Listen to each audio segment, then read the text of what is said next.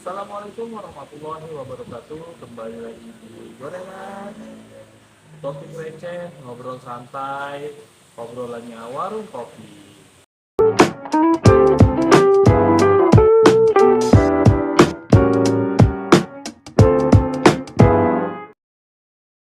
Sekarang teman saya sendiri ya teman-teman. Ya, saya seperti biasa ya teman kita di Gorengan kali ini.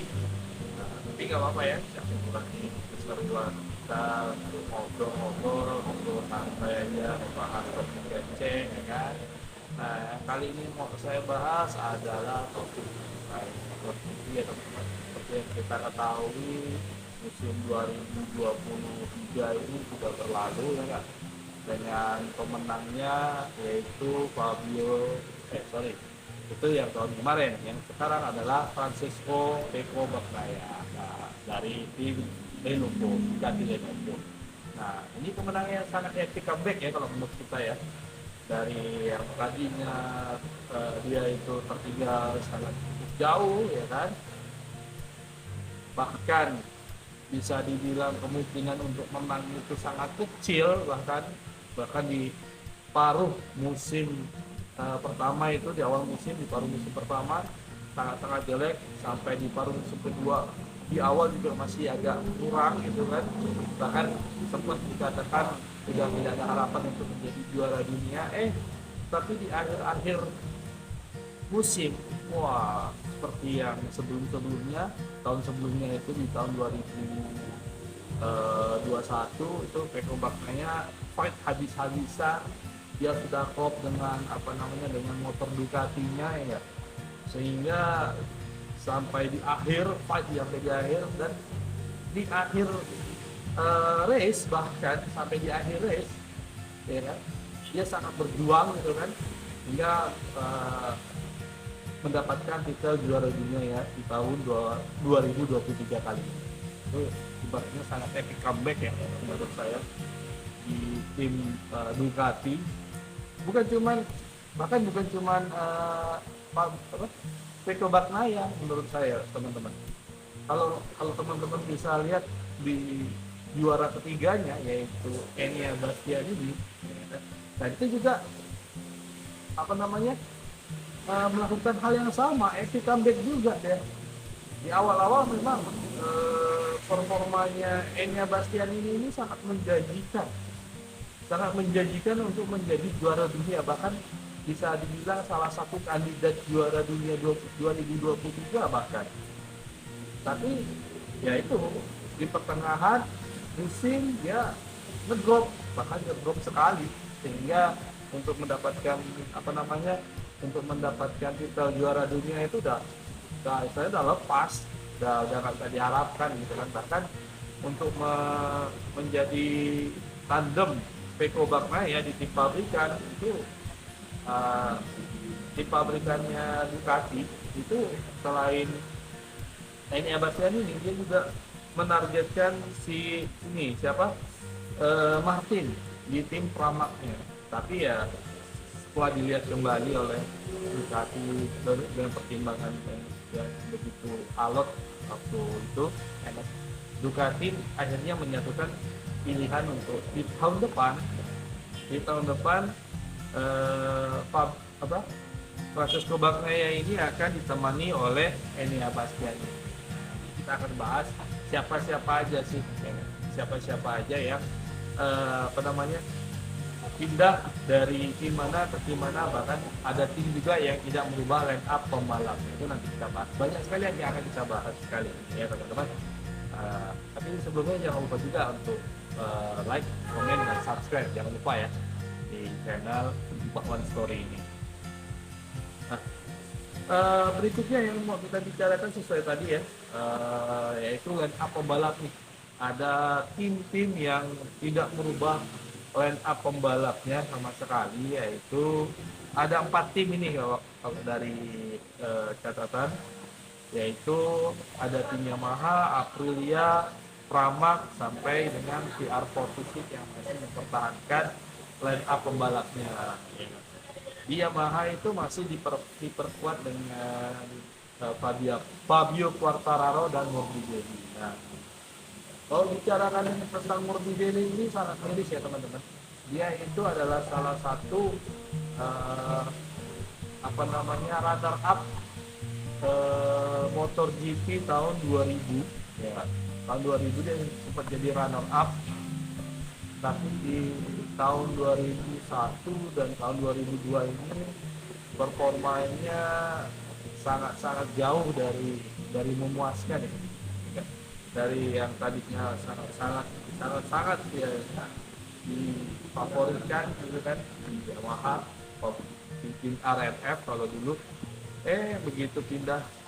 begitu masuk di tahun 2001 sampai 2002 ini performanya jeblok. Itu mungkin kemarin sempat juga kan Morbidelli dibekap cedera ya kalau kita tahu. Lalu yang kedua ada tim Aprilia, nah teman-teman. Nah Aprilia ini tidak mengubah line up pembalapnya, dia masih diperkuat oleh Alex Marquez dan Alex Espargaro, Alex Espargaro dan Viñales teman-teman. Nah ini nggak ada perubahan. Dan yang kedua yaitu VR46 Academy atau tim VR46 miliknya Valentino Rossi, sang legenda Yamaha. Nah ini juga ada desas-desus ya teman-teman. Ini desas-desusnya untuk di tahun 2024 karena kontraknya VR46 dengan Ducati ini akan berakhir. Desas-desusnya tim milik Rossi ini akan berpindah pabrikan, itu kita nggak tahu ya. Tapi kita tahu sendiri lah ya, untuk seorang legend Valentino Rossi itu identik dengan Yamaha.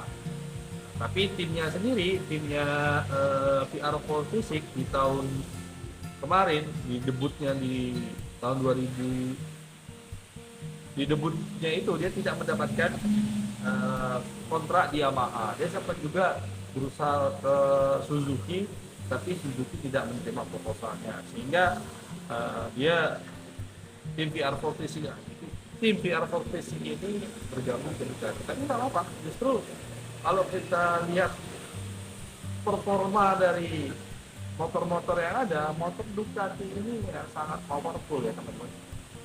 Motor Ducati ini sangat luar biasa dengan 8 pembalap menggunakan motor Ducati ya. Bahkan sampai seorang Marc Marquez bilang ini seperti Ducati Cup, semuanya Ducati ya.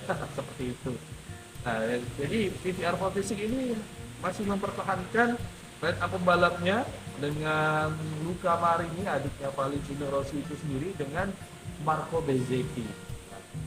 Marco Bezzecchi ini adalah Rookie of the Years tahun 2023 ini. Di tahun 2023 ini istilahnya Ducati itu memborong semua titel, mulai dari konstruktor, mulai dari tim, dan juga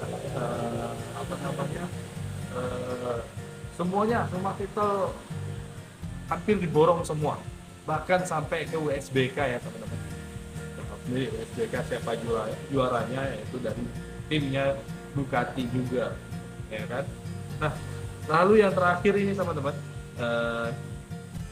tim dari Pramac Racing atau Pramac Ducati Racing. Nah itu ada Johan Zarco dan juga Martin. Ini tim yang tidak berubah line up pembalapnya. Nah untuk tim-tim yang berubah, yang pertama adalah tim dari Honda, yaitu ada Marc Marquez dan juga Alex Rins. Ya, Alex Rins kita tahu sendiri, Alex Rins merupakan juara dunia, juara motor GP tahun 2001 ya. Di tahun 2001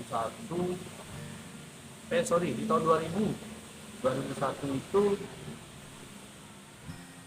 2001 teman, benar 2001. Kalau di tahun 2001. Nah itu ada ada Marc Marquez dan Alex Rins dari Suzuki, teman-teman. Tidak dari, ya kita tahu sendiri lah ya, tim Suzuki dengan ketidakmampuannya atau kekurangan dana dia mundur dari MotoGP. Sayang sekali, padahal salah satu tim yang menggunakan apa namanya mesin inline 4 yang mampu mengekstrak power yang sangat baik, bahkan bisa menyamai top speednya mesin-mesin V4. Bahkan Marquez sendiri menyebut tim biru ini sebagai peluru biru dari Asia, dari Suzuki gitu. Saking cepatnya, saking powerfulnya tenaga dari Suzuki. Tapi sayang sekali tim Suzuki ini harus mundur akibat dampak ekonomi ya, kekurangan ya, kita tahu sendiri lah ya. Bahkan desas-desusnya tim dari Suzuki ini mengalihkan sumber dayanya untuk ke teknologi yang terbarukan. Nah, desas-desusnya mereka sedang meriset untuk membuat kendaraan listrik. Nah, maka dari itu semua divisi balap dari tim Suzuki itu mengundurkan diri, bukan hanya dari MotoGP ya teman-teman, bahkan dari semua ajang balap yang mereka ikuti itu mereka stop dulu. Mulai lagi kapan nggak tahu. Nah, seperti itu. Itu sedikit info aja dari Suzuki. Lalu ada tim KTM. Nah, KTM ini diperkuat oleh Brad Binder yang lama, dan ada Jack Miller dari Ducati, teman-teman. Nah, ini suatu komunikasi yang luar biasa juga yang patut kita tunggu, kiprahnya Jack Miller ya di Ducati. Kita tahu sendiri Jack Miller ini salah satu pembalap yang tidak melewati tahapan Moto2. Dia dari Moto3 loncat ke MotoGP. Nah, luar biasa ya, dengan banyak pengalamannya dia gitu kan, pernah di tim Honda, pernah di tim Ducati. Nah, ini menjadi aset yang sangat luar biasa bagi KTM mendapatkan Jack Miller. Dan yang berikutnya ada tim Ducati sendiri. Dari tim Ducati sendiri yaitu ada tim Bagnaia dan Enea Bastianini. Nah, Enea Bastianini ini kita tahu dia adalah juara dunia tingkat ketiga dari Gresini Racing. Nah, Gresini Racing ini merupakan tim dari Italia rasa Indonesia gitu kan, yang kita tahu bahwa Gresini sendiri memiliki banyak sekali sponsor dari Indonesia ya. Nah, dari Antangin lah, dari Central Oil, dan yang terakhir dari MS Glow kalau nggak salah. Dan juga banyak sekali kalau kita bisa lihat di tim Gresini ini banyak sekali tempelan-tempelan sponsor-sponsor yang berasal dari Indonesia. Makanya saya bilang tim Italia rasa Indonesia. Seperti itu. Itu adalah dari tim Ducati. Berikutnya dari LCR Honda. LCR Honda ini menarik teman-teman. Dia mendatangkan Alex Rins dari Suzuki. Ya, dia akan bertandem dengan pembalap sebelumnya Takaki Nakagami dari LCR yang kita tahu sendiri ya, desas-desus kemarin LCR akan menggantikan Takaki Nakagami dengan Ai Ogura. Ya, ternyata Ai Ogura menolak karena dia belum merasa siap untuk naik ke MotoGP. Ya, kalau kemarin di race terakhir dia bisa menang, ya kan? Dia bisa jadi juara dunia. Yang sayangnya sekali dia sangat bernafsu sampai dia terjatuh dan tidak bisa menyelesaikan balapan. Nah, mungkin ceritanya beda kalau dia sudah jadi juara dunia Moto2 ya teman-teman. Tapi ya sayang sekali dia tidak bisa jadi juara dunia Moto2, sehingga dia mungkin berpikiran untuk naik ke kelas MotoGP harus memenangkan dulu titel di bawahnya, yaitu Moto2. Makanya dia mengurungkan niat atau merasa belum siap untuk naik ke kelas MotoGP. Makanya LCR Honda ini masih mempertahankan Nakaki Nakagami. Ya, kita tahu sendiri lah ya, dari zaman dulu juga kalau tradisinya Honda selalu ada yang namanya rider dari Jepang, namanya seperti itu, lalu rider dari Asia, seperti itu teman-teman. Lalu berikutnya ada tim dari Gresini nih teman-teman. Tim dari Gresini ini kedatangan Alex Marquez dari LCR Honda ya, kita udah tahu sendiri ya. Dan juga ada Fabio Di Giannantonio, yang sekali namanya. Nah, Fabio Di Giannantonio ini udah dari tahun lalu ya teman-teman. Nah, sekarang kedatangan Alex Marquez yang kita tahu dari Alex Marquez sendiri itu berasal dari LCR Honda yang dia sendiri merasa kurang dihargai, kurang nyaman, kurang apa ya, merasa kurang dianggap lah. Kalau menurut dia merasa kurang dianggap di Honda karena filosofinya Honda itu dari zaman dulu kita tahu mengandalkan yang namanya Mark Marquez sentris kalau saya bilang. Jadi apa-apa itu yang didengar adalah Mark Marquez. Nah, sedangkan belum tentu sentimen Mark Marquez itu cocok dengan pembalap yang lain. Contohnya ya karena imbasnya adiknya sendiri. Padahal adiknya sendiri itu di awal-awal dia masuk dari Moto2 ke MotoGP, dari Moto2 ke MotoGP, dia langsung masuk ke tim pabrikan bahkan ditandemkan dengan kakaknya sendiri. Ya tadi yang kita tahu sendiri ya, motor Honda ya di Honda gitu kan. Ya, notabene susah dijinakkan, ibarat seperti banteng, hanya Mark Marquez ya, yang bisa menjinakkan Honda. Nah, terbukti di tahun pertamanya dia sangat kesulitan, bahkan awal-awal kecelakaannya Marquez ya sampai sekarang Honda terpuruk ya enggak? Ya kita tahu sendiri lah Honda bagaimana terpuruknya tanpa kehadiran Marquez. Nah itu dari tim tim Gresini Racing. Lalu ada tim juga yang totally berubah. Nah, ya, tim apa itu? Yaitu RNF.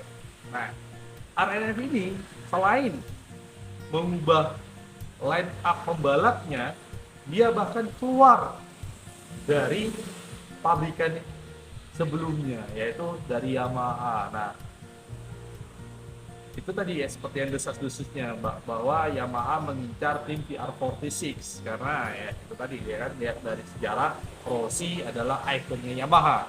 Nah makanya RNF sekarang bergabung dengan Aprilia teman-teman dengan line up pembalap yang totally berubah. Nah totally berubah di sini yaitu ada Raul Fernandez dari KTM, dari Tech 3 KTM, dan Miguel Oliveira dari KTM. Dua-duanya dari KTM teman-teman. Kita tahu sendiri Raul Fernandez itu adalah runner up Moto2 tahun 2001 ya enggak. Sekarang dia pindah dari Tech 3 ke RNF. Dengar nih kenapa RNF itu dikeluarkan dari tidak diperpanjang oleh Yamaha, yaitu bosnya sendiri Razan Razali merasa bahwa ada politik untuk Yamaha agar tim VR46 yang merapat ke timnya Yamaha. Tapi kita nggak tahu ya, kalau saya sebagai Rossi atau yang sekarang di VR46 ini dipimpin oleh sahabatnya Rossi. Kalau saya ketimbang gambling dengan motor Yamaha yang nanti akan di tahun 2024 ya, 2024 itu masih gambling, kita nggak tahu apakah bisa bersaing dengan motor-motor Vivor, kita nggak tahu. Bahkan kan sekarang Yamaha tidak punya tim satelit. Dia hanya fokus dengan 2 motor saja. Ya mudah-mudahan ini bisa jadi membawa perubahan yang bagus lah ya untuk Yamaha ya. Kita tahu sendiri ya Yamaha dulu bagaimana dikdayanya dengan Rossi ya enggak. Cuman ya di akhir-akhir ini Fabio Quartararo sendiri sangat mengeluh tentang top speednya Yamaha. Top speednya Yamaha ini sangat kurang ya. Mudah-mudahan di tahun 2023 nanti top speednya Yamaha ini bisa sangat-sangat memuaskan Fabio Quartararo, sehingga tim VR46 setelah 2023 selesai masuk 2024 memiliki opsi untuk pindah ke tim VR46. Begitu juga dengan Gresini. Nah, di tahun 2024 Gresini maupun VR46 itu kontraknya dengan Ducati itu habis. Apakah akan diperpanjang atau tidak, ya itu biar balik lagi di performa Yamaha tahun 2023 nanti. Kalau saya nanti sendiri dari prinsipalnya VR46, yang mending saya ke Ducati yang udah jelas-jelas motornya performanya bagus ya kan, daripada gambling. Mending ya Ducati aja. Bukannya saya membela Ducati ya, tapi ya data, ya berdasarkan data bagaimana kuatnya Ducati di tahun ini gitu kan, menyabet semua gelar juara tanpa tersisa ya. Dari juara konstruktor, juara tim, juara apalagi juara pabrikan, bahkan sampai juara liganya diambil, dan juga apa namanya Rookie of the Year-nya. Nah, Rookie of the Year-nya ini juga disabet oleh Bezzecchi, atau motor Ducati dari VR46. Apa lagi coba kelemahan dari Ducati gitu kan, 5 titel juara diambil di tahun ini, luar biasa. Bahkan sampai WSBK juga sangat-sangat mendominasi, luar biasa. Kerja kerasnya Gigi Dalinya ya Ducati. Nah, itu tadi sekilas dari RRF dan menyerempet ke Ducati. Lalu, nah, ada tim yang totally berubah. Nah, totally berubah juga, yaitu Gas-Gas yang mengambil slot tim Suzuki. Gas-Gas Victory Racing. Nah, bedanya apa? Gas-Gas ini kan sebenarnya tim Victory. Kalau di runut dia harusnya dapat yang namanya konsesi dong. Nah, ini unik nih teman-teman. Satu lagi yang unik dari tahun 2023 nanti. Di tahun 2023 nanti tidak ada tim yang mendapatkan jatah konsesi, teman-teman. Wah, loh kok bisa? Padahal kan Gas-Gas tim baru. Nah, kenapa Gas-Gas tidak mendapatkan hak konsesi pada dia tim baru? Karena Gas-Gas dia mengambil basic dari motor KTM. Dia plug motor KTM yang akan dibawanya. Cuma diganti nama menjadi Gas-Gas Victory Racing, teman-teman. Nah, makanya di tahun 2023 nanti pertarungan akan sangat sengit, karena tidak ada lagi tim yang mendapatkan hak konsesi, tidak ada tim yang mendapatkan jatah yang bisa menguji coba sepuasnya dan sebagainya. Semua tim diperlakukan sama, tidak ada lagi tim yang mendapatkan hak konsesi. Nah, luar biasa teman-teman. Ini patut ditunggu ya, MotoGP 2023 nanti ya kan. Mulai dari line up pembalapnya saja sudah sangat wow, bagaimana nanti race-nya gitu kan. Nah, berikutnya yang mau kita omongkan adalah regulasi. Nah, kita tahu ini regulasi dan digembar-gemborkan sejak awal bahwa regulasi yang dilarang untuk di tahun depan adalah front right device. Nah, front right device awalnya ini dipopulerkan oleh Ducati, teman-teman. Biasa, Ducati adalah role model bagi semua tim. Ya enggak? Nah, apa itu front right device? Jadi front right device ini itu dapat mengatur ketinggian motor saat masuk dan keluar tikungan, untuk mendapatkan akselerasi yang luar biasa dan mendapatkan daya cengkram yang luar biasa, sehingga pembalap bisa memaksimalkan kecepatan atau tenaga mesin dari motor tersebut. Makanya yang mempelopor ini adalah Ducati. Tapi di tahun depan perangkat ini dilarang, teman-teman. Jadi pengembangannya Ducati itu seperti dihambat ya, teman-teman. Seperti itu. Nah, mungkin sampai di sini dulu ya teman-teman, untuk pembahasan kita tentang MotoGP kali ini. Bila teman-teman ada saran, kritik atau komentar, silakan komen di komentar, dan jangan lupa juga like dan subscribe-nya ya teman-teman. Dan jangan lupa juga nonton terus gorengan di Bakwan Story. Dadah.